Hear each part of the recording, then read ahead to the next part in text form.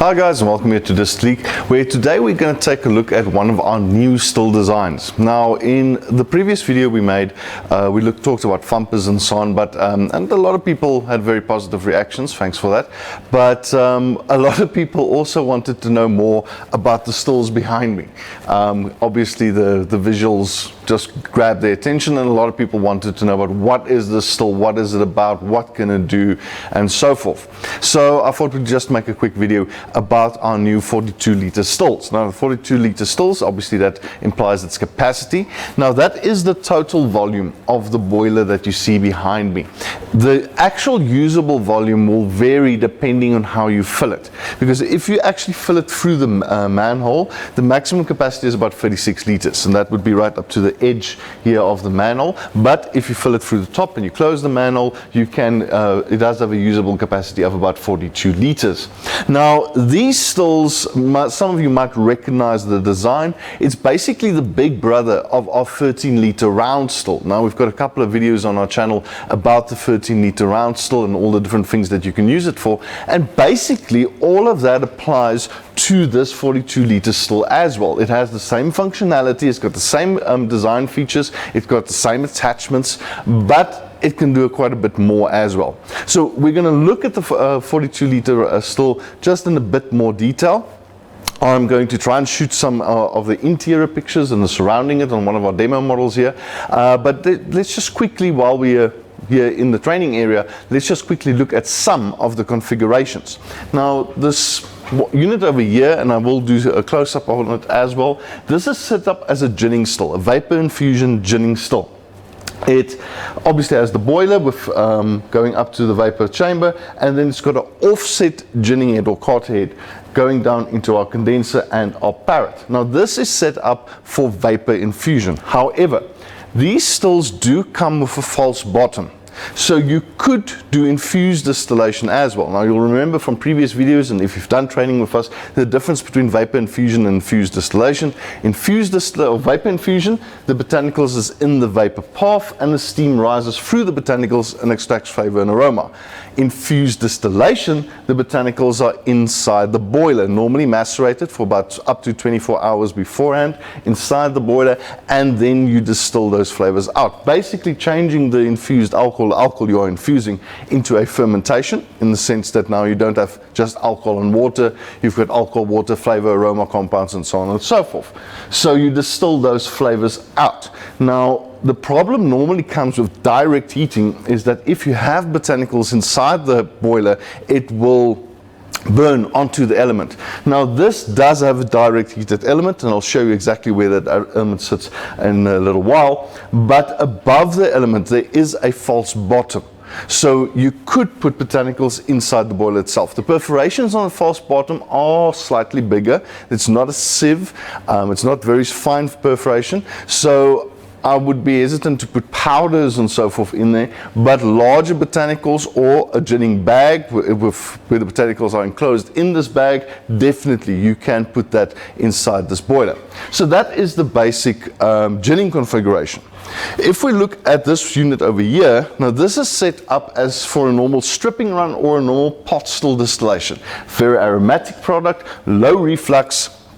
And as with the previous still, I'll do a close-up just now, but it's got low reflux, just the reflux of the actual alembic head. Now, there's two ways you can configure this. Either this way here with a diagonal condenser coming down, or alternatively we can put an extension up here and an extension across so that you can have the condenser coming down the side. The reason for this configuration is obviously if you don't have the additional extensions, because this is how the unit is sold with the ginning section, you have this offset here between the vapor chamber and the condenser. So if you remove the ginning head, then the condenser moves closer to the boiler and you don't get the clearance you need. So one way is to just have the diagonal in here, the 45-degree bend, so that you can put your parrot in front, or alternatively, like I said, extend upwards and across so that you can have the condenser vertically along the side. So this would be used for a stripping run, or as I said, an aromatic distillation. Then over there we've got the 4-plate glass fractionating column section on top.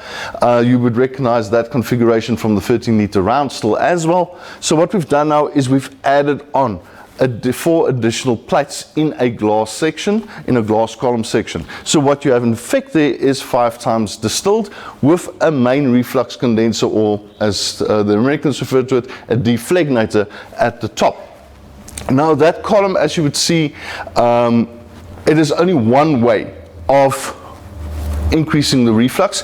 We also have our reflux extensions, which is a packed stainless steel column, also comes with a main reflux condenser at the top, and there's other configurations you can do as well. You can even put a 4-plate section on, a 4-inch column section on top of this still. The connection between the boiler and the vapor chamber, that is a 4-inch flange, so these units can take 4-inch columns as well. I will show you a close-up of that just now as well.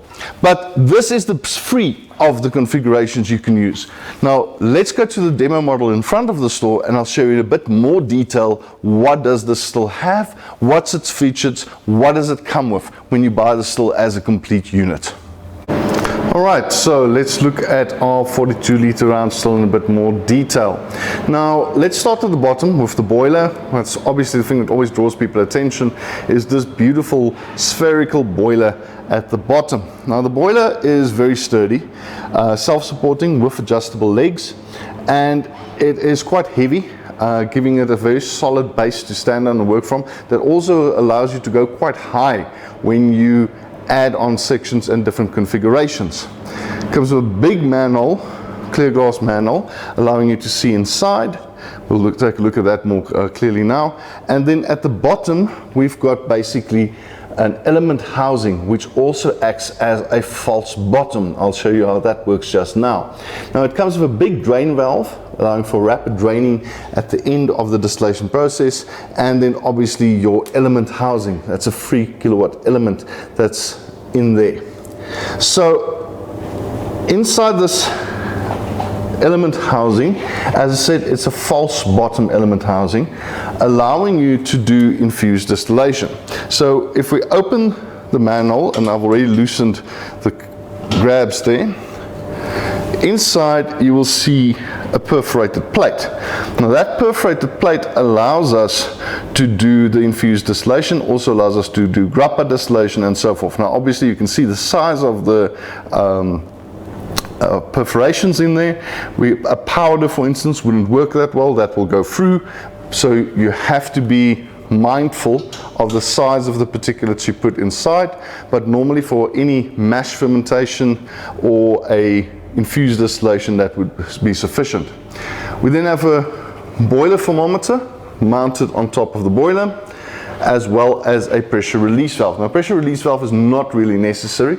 You'll see that based on the design and all the different configurations, the still is always open to atmosphere, so the pressure release is not really necessary, but it's just an additional safety feature that we've added in. Then you've got your conical or your vapor chamber, your copper vapor chamber, with your vapor temperature thermometer, and then we've got a 90-degree bend going up into the bottom of our ginning section, or our cart head. Now this ginning section, if you look inside, and hopefully the camera can pick it up, there is a sieve basket, and I'll show you a close-up of that just now, but there is a sieve basket already inside, allowing you to even use very, very fine botanicals inside there. We also have the drain valve here at the bottom, allowing you to drain residual liquids out of the ginning head after the distillation process. And then obviously the handle at the top, allowing you to very quickly and easily replenish botanicals. Going down into our slightly oversized condenser, a 1.5-inch condenser would have been sufficient, but this is actually a 2-inch condenser. Going down, this is obviously a Gatling gun cooler design condenser, and then we've got our surge arrestor. Now, surge arrestor is necessary to allow for easy liquid flow into the distillation parrot, which we have here at the bottom, and then a drain valve at the bottom of the parrot in order to ensure that nothing is left behind. Also allows you to take off the heads without contaminating the parrot. Now, if we look at the control box, the control box that comes with the unit has both a PID temperature system as well as a timer system. So you can actually set this still up as a timer. You can use it as a heat source during your infusions or maceration process. Those of you that's done infused distillation or pre-macerated your botanicals for gin would know that a 40-degree temperature constantly during the maceration process gives you the best extraction of your different flavors during that maceration process. So that's a quick close-up of the 42-liter round still.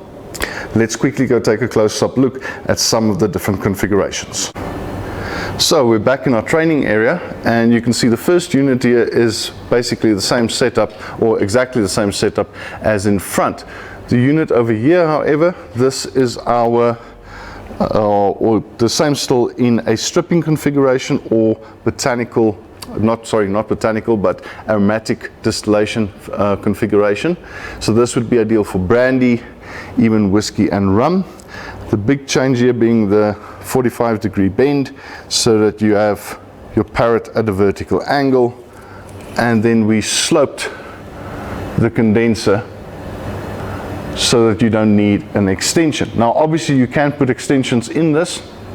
It wouldn't be an issue if you wanted to raise it vertically in this section over here, take it up and then across, and that will allow you to get the vertical clearance you need in order to fit the parrot in vertically next to the boiler. But the benefit of this configuration is you don't go that high, and you know, originally I didn't like it, but it's actually kind of growing on me. It actually looks a bit badass with this angle coming down. Now some people might have an issue or be worried about liquid flow or not proper condensing inside the condenser in this angled configuration. It is not a problem, because we always put the cold water in at the bottom and our hot water out at the top. Therefore you will still get a proper condensation happening throughout the entire condenser, and still have obviously the surge rester at the bottom. Okay, just important, if you do this configuration, not to assemble it the way it is here. This is just was done very quick. The surge rester should point upwards to make sure that you don't accidentally have liquid flowing through the side there. Definitely not showing downwards. It would be weird if there were to be liquid loss in this side, with the surge rester pointing to the side, but vertically would be better in order to ensure that there's no loss. If we now take a quick walk over to the plate column, so we've got this is now exactly the same as our 13-liter still over there, the same setup.